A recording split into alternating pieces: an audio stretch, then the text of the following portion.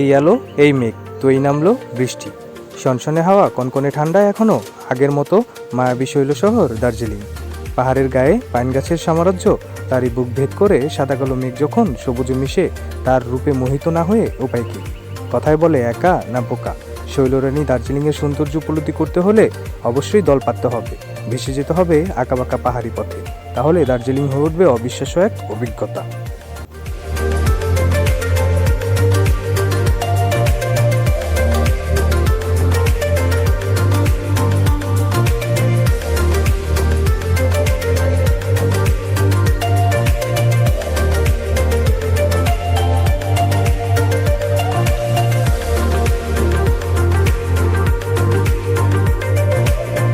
ভারতের পশ্চিমবঙ্গ মানুষদের পাশাপাশি বাংলাদেশি ভ্রমণ প্রিয়সু মানুষের কাছে দার্জিলিং একটি আবেগের নাম।